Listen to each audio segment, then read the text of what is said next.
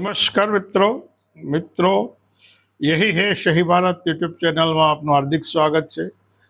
મિત્રો, સોનમ વાંગચુકના ઉપવાસ અને જંતર મંતર ખાતે કોકરોચ જનતા પાર્ટીએ જે ધરણા દેખાવો કર્યા અને એ દરમિયાન યુવાનોના ધૈર્ય, એનું મનોબળ અને એને જે શક્તિનું પ્રદર્શન થયું એ બેમિસાલ હતું। અને 101 રાવણને ભેગા કરો ને એની કરતાં પણ જેનો અહંકાર આસમાને હતો એવા વ્યક્તિએ પણ ઝૂકવું પડ્યું છે। પરંતુ જૈનજીનું જે આક્રમક આંદોલન હતું, અડીખમ હતું, એનું જે ધૈર્ય હતું, એનું જે અકબંધ મનોબળ હતું અને સૌથી વધારે એની અંદર કોઈ વિવાદ સિવાયના ભારતીય યુવાનો હતા। કેવા હતા? ભારતીય યુવાનો હતા।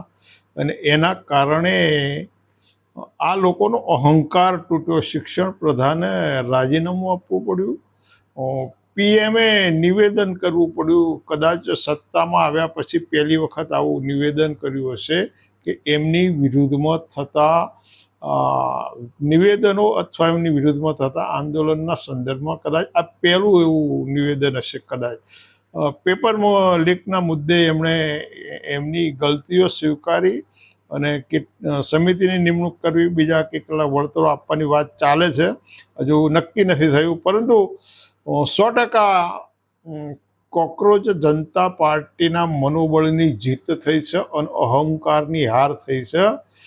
અને સાથે સાથે જે ધૃણા અને નફરતની રાજનીતિ હતી એને યુવાનોએ દબાવી દીધી। અને એમાં ના કોઈ કોંગ્રેસી હતો, ના કોઈ ભાજપી હતો, ના કોઈ આપનો હતો, ના કોઈ સમાજવાદી પાર્ટીનો કે ના બીએસપીનો હતા। દરેક યુવાનો ભારતીય નાગરિક, બધા જ ભારતીય નાગરિક બન્યા। અને આ વસ્તુ આ જે કંઈ બની છે એ ભારતીય જનતા પક્ષ અને આરએસએસ માટે સૌથી ઘાતકમાં ઘાતક આ વસ્તુ બની છે। કારણ કે સમાજ વિભાજિત રહે ને તો એમની જે ધૃણા અને નફરતની જે રાજનીતિ છે ચાલે, શિક્ષણની અધોગતિ, હજુ વધુ અધોગતિ કરવાની જે પ્રક્રિયા છે એને વધુ વેગ આપી શકાય। ભ્રષ્ટાચારને કદાચ આ લોકો ધારે તો ભારતની પાર્લામેન્ટની અંદર બિલ લાવી અને ભ્રષ્ટાચારને કાયદેસરનું સ્વરૂપ આપી શકે। ડ્રગ્સ અને દારૂ તો મોક્ષ માટેના પરિબળો છે એવું પણ આ લોકો પ્રસ્થાપિત કરે અથવા તો એના માટે સાહિત્ય પણ પ્રકાશિત કરે। એટલી કક્ષાના એ છે। અને જ્યાં સુધી આરએસએસનો દૂરસંચાર હશે, બેકસ્ટ્રીટ ડ્રાઈવિંગ હશે, તો ત્યાં સુધી આ બધું જ ચાલવાનું છે। આમાં કશું આ બધું અટકી જાય એવું નહીં બને।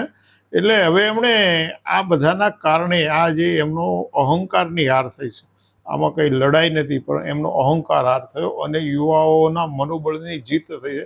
એટલે હવે એમણે નવું ગતકડું કાઢ્યું છે, અનામત હટાવો, ગુજરાતમાંથી અનામત હટાવો।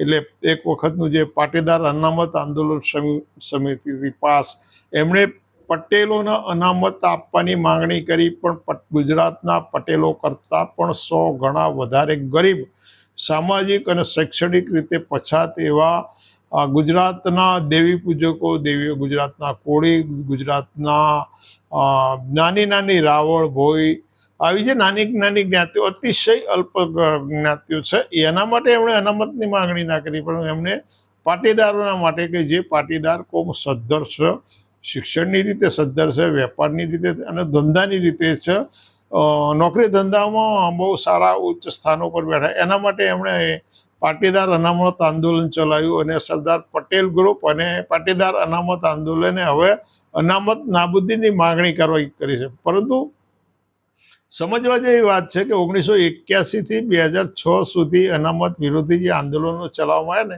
ત્યારે આ લોકોની દલીલો કેવી હતી?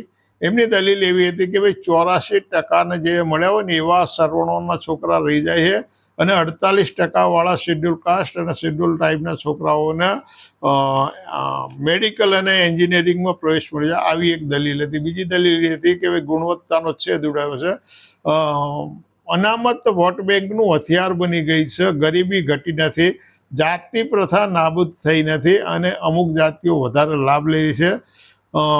ભાજપના એ સમયના ઉપાધ્યક્ષ અને સાંસદ સીપી ઠાકોરે એવું જાહેર કર્યું હતું કે હવે એક દલિત રામનાથ કોવિંદ રાષ્ટ્રપતિ બની ગયા તો અનામત નાબૂદ કરો. અનામત જ્યારે આપવામાં આવી ને ત્યારે રામનાથ કોવિંદ નામના એક વ્યક્તિને જે પ્રધાનમંત્રી અને ગૃહમંત્રીને સલામ કરતો હોય રાષ્ટ્રપતિના હોદ્દા ઉપર એવા વ્યક્તિને રાષ્ટ્રપતિ બનાવીશું એવી કોઈ શરત નહોતી કરવામાં આવી. જ્યારે ભારતની અંદર અનામત લાગુ કરવામાં આવી શેડ્યુલ કાસ્ટ, શેડ્યુલ ટ્રાઇબ અને ઓબીસી માટે અનામત લાગુ કરવા, ત્યારે આવી કન્ડિશન નથી મૂકવામાં આવી કે તમારો એક રામનાથ કોવિંદ નામનો એક વ્યક્તિ હશે કે જે વડાપ્રધાને અને ગૃહમંત્રી અને રાષ્ટ્રપતિના હોદ્દા ઉપર રહીને સલામ કરે એવા વ્યક્તિને અમે રાષ્ટ્રપતિ બનાવીશું. આવી કન્ડિશન કરવામાં નહોતી આવી, પરંતુ સીપી ઠાકોરે આવું નિવેદન કર્યું હતું કે ભાઈ રામનાથ કોવિંદ એક દલિત મુખ્યમંત્રી બની ગયા તો હવે અનામત નાબૂદ કરો.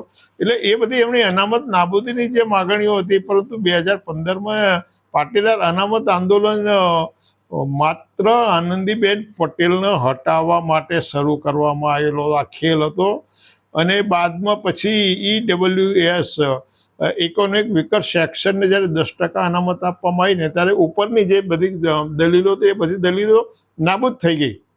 એ વખતે ગરીબી ઘટાડવાની વાત નાબૂદ થઈ, વોટ બેંકનું હથિયાર બનીને આવી દેવાની વાત, તમામ દલીલો હતી એમની નાબૂદ થઈ ગઈ.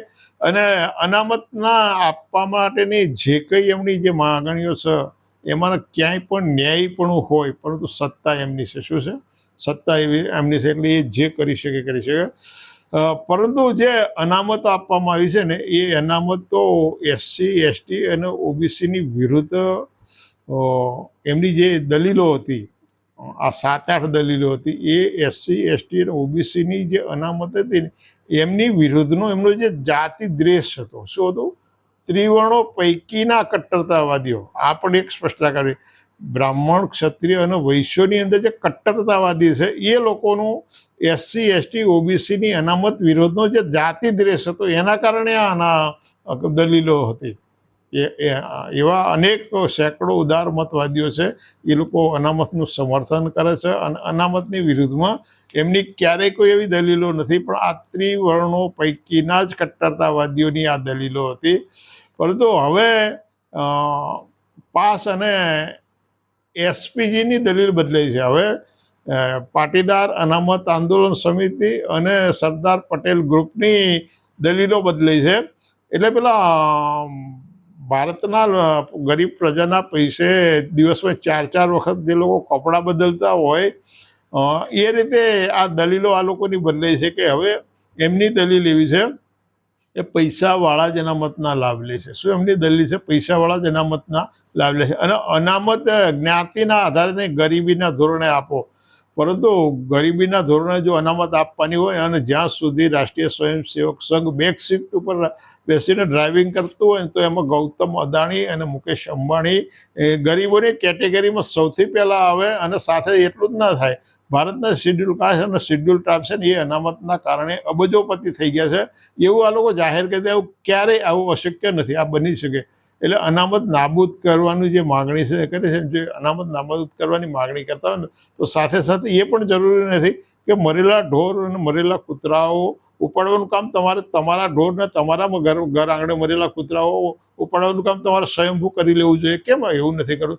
તમારા વિસ્તારની, તમારા ફળિયાની ગટરની સાફ સફાઈ તમે જાતે કેમ સ્વીકારી નથી લેતા? આ ગટરો તમારે જાતે સાફ કરવી જોઈએ. આ ગટરો અને તમારે રોડ રસ્તા તમારે જાતે સાફ કરવા જોઈએ ને. એ ગંદકી તો તમે સ્વયંભૂ કરો છો. અને વાળું માગવાનું પણ સ્વીકારી લેવું જોઈએ. એટલે આ બધી માગણીઓ પણ કરવા જેવી છે. માત્ર અનામત નાબૂદીની જ માગણી શા માટે કરો છો? અને અનામતનો જે વિરોધ કરનારા લોકો છે ને એ શેડ્યુલ કાસ્ટ, શેડ્યુલ ટ્રાઇબ અને ઓબીસીને જે અનામત આપવામાં આવી છે ને એ ભીખ નથી, ઉપકાર નથી, એ તો ભાગીદારીનો દસ્તાવેજ છે. શેડ્યુલ કાસ્ટ, શેડ્યુલ ટ્રાઇબ અને ઓબીસીને જે અનામત આપવામાં આવી છે એ ઉપકાર નથી, એમના ભીખમાં એમના નાખેલી એ વસ્તુ નથી. એ તો શાસન પ્રશાસનમાં ભાગીદારીનો દસ્તાવેજ છે. સાથે સાથે ઓબીસી, એસસી અને એસટીના સંયોજનનું એક પરિબળ છે, એડહેસિવ છે. SC, ST, ઓબીસીના સંયોજનનું પરિબળ છે. અને SC અને ST કરતાં પણ વધારે જરૂરિયાત ઓબીસીને છે. ઓબીસીના શિક્ષણ અને નોકરીઓમાં શેડ્યુલ કાસ્ટ અને શેડ્યુલ ટ્રાઇબની સમકક્ષ લાવવા માટે આ અનામતની જરૂર છે. એટલે મિત્રો તમારે જાગવાની સમજવાની જરૂર છે. ક્યાંક તમને એવા ભ્રમિત કરવામાં આવે કે ભાઈ હવે સરકારી નોકરીઓ નથી રહી, સરકારી નોકરીઓ બધી ઘટી ગઈ છે અથવા તો ખાનગીકરણ થઈ રહ્યું છે ને હવે એક પણ નોકરી, તો આ ભ્રામક દલીલો છે. અનામત તમને નોકરીઓ આપવા માટેનું પરવાનું નથી. અનામત, ફરી વખત રિપીટ કરજો, અનામત તમને નોકરીઓ આપવા માટેનું પરવાનું નથી, પરંતુ ભારતના શાસન પ્રશાસનમાં તમારી ભાગીદારીનો દસ્તાવેજ છે. એટલે જ્યાં સુધી આ ભારત દેશનું અસ્તિત્વ હોય ત્યાં સુધી અનામત રહેવી જોઈએ. અને અનામત ખતમ કરવી હોય તો તમે આજે વર્ણ વ્યવસ્થાને સંપૂર્ણ નાબૂદ કરી દો, લોમ અનુલોમ લગ્ન પ્રથા નાબૂદ કરો અને સમગ્ર દેશના તમામ લોકો એક ભારતીય બની જાઓ અને એના બીજા દિવસે તમે અનામત નાબૂદ કરો તો એની સામે વાંધો ના હોઈ શકે. એટલે દરેક જે મિત્રો જોઈ રહ્યા છે, સાંભળી રહ્યા છે, આ વસ્તુ સમજવા જેવી છે. અનામતના નામે જે વર્ષે 2 વર્ષે જે તાઇફા 1981 શરૂ કરવામાં આવ્યા છે અને એની પાછળ રાષ્ટ્રીય સ્વયંસેવક સંઘનો જ દોરી સંસ્થા કાયમ રહ્યો છે. એટલે સમજવા જેવી છે કે તમારા હિતોની ઉપર જે લોકો ઘા કરી રહ્યા છે એના જ તમે ટેકેદાર ના બનતા, પરંતુ તમે એમને ઓળખો અને તમને આ વાત યોગ્ય લાગતી હોય તો એને વધુમાં વધુ તમારા મિત્રોમાં શેર કરો. સાથે સાથે ચેનલને સબસ્ક્રાઈબ કરો, લાઈક કરો, શેર કરો, કોમેન્ટ કરો. ફરી મળીશું. આવજો.